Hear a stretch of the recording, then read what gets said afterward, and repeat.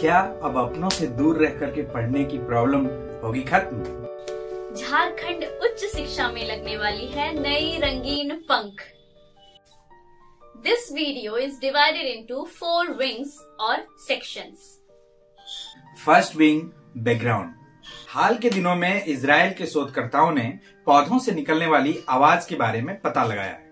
लोगों का कहना है कि ये पहली बार हुआ है, परंतु भारत के लोगों का कहना है कि यह डिवाइस क्रिस्कोग्राफ 1902 ईस्वी में ही भारत के महान वैज्ञानिक सर जेसी बोस द्वारा खोजी जा चुकी है।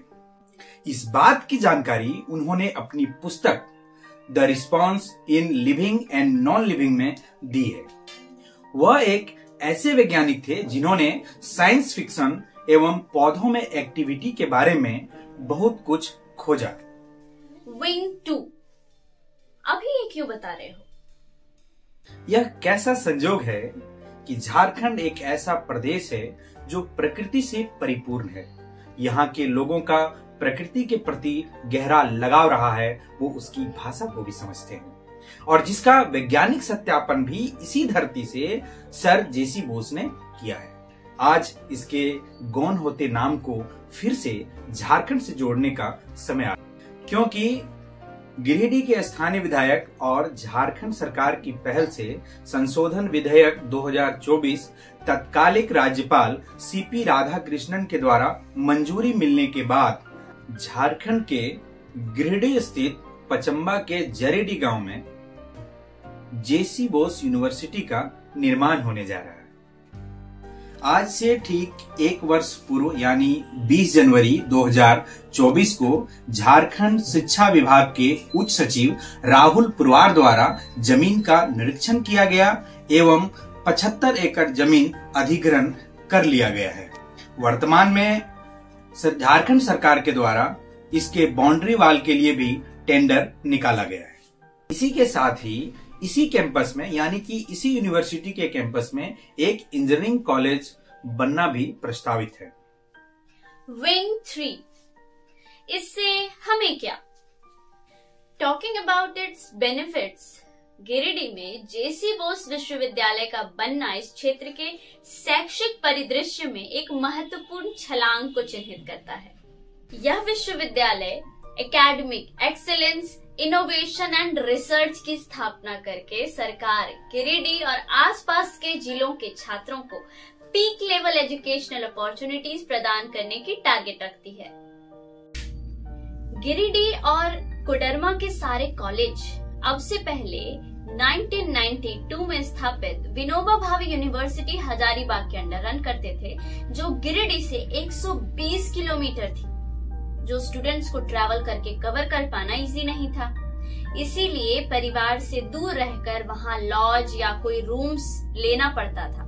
यूनिवर्सिटी से यहाँ की कॉलेज की एक्सेस डिस्टेंस होने की वजह से टाइम टू टाइम यहाँ के कॉलेजेस में इंस्पेक्शन भी संभव नहीं हो पाता था एवं एजुकेशन लेवल भी काफी डिटोरिएट कर रही थी। लेकिन अब गिरिडीह और आसपास के क्षेत्रों के छात्रों को अब गुणवत्तापूर्ण शिक्षा के लिए अन्य शहरों में प्रवास करने की आवश्यकता नहीं होगी। इसके अलावा भी छात्र अपने कई कोर्स करने में सक्षम होंगे और इसके साथ ही क्षेत्रीय और जनजातीय भाषाओं में भी उच्च शिक्षा ग्रहण कर सकेंगे, जिससे यहाँ के क्षेत्र का परिदृश्य बदलेगा। विश्वविद्यालय बनने से कई कर्मियों की आवश्यकता होगी, तो निश्चित रूप से इससे रोजगार के नए नए अवसर पैदा होंगे। आसपास के जिलों के विद्यार्थी एवं अध्यापक यहाँ प्रवास करेंगे, जिससे स्थानीय व्यवसायों को बढ़ावा मिलेगा, जिससे यहाँ के आर्थिक परिदृश्य में बदलाव होगा। यहाँ के सौंदर्य में भी इजाफा होगा। कई सड़कें बनेगी, पेड़ पौधे लगाए जाएंगे और आधुनिक तकनीकों का नया नया रूप देखने को मिलेगा। अनुसंधान और नवाचार संस्कृति को बढ़ावा देकर विश्वविद्यालय स्थानीय चुनौतियों का समाधान करने, उद्यमता को बढ़ावा देने और विभिन्न क्षेत्रों में प्रगति को बढ़ावा देने में मदद करेगी।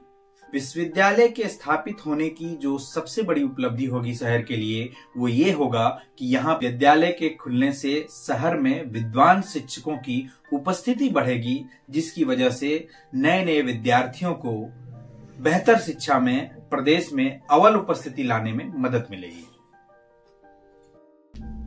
विंग 4 बीवेयर, सावधान। यूं तो most of the projects paper work पे रह जाते हैं, उनमें से कुछ ग्राउंड लेवल पे उतर पाते हैं और उनमें से भी बहुत कम ऐसे होते हैं जो ग्राउंड लेवल पे एक्शन में होने के बावजूद ग्राउंड के ही लोगों को उसकी जानकारी नहीं होती। ऐसा कोई भी बड़ा प्रोजेक्ट जब कहीं आता है तो वह किसी राज्य या जिले के किस क्षेत्र में बनने वाली है, इसकी एग्जैक्ट जानकारी वहां के लोगों को नहीं होती है। इससे स्थानीय लोगों को यह नुकसान होता है कि स्थानीय स्तर पर जमीन माफिया जो इसकी सटीक जानकारी रखते हैं, वह संस्थान के बनने वाले स्थान के इर्द गिर्द सभी जमीनों को कोई बेतुका कारण बताकर उनके जमीन को खरीद कर सही समय पर उसे उच्च दामों में बेचना शुरू कर देते हैं।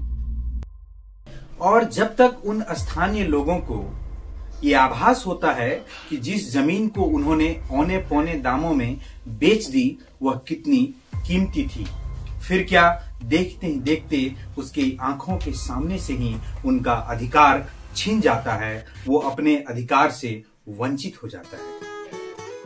तो यही समय है अपने सेंसेस को एक्टिव रखने का। इसीलिए कहते हैं जानोगे तो बदलेगा।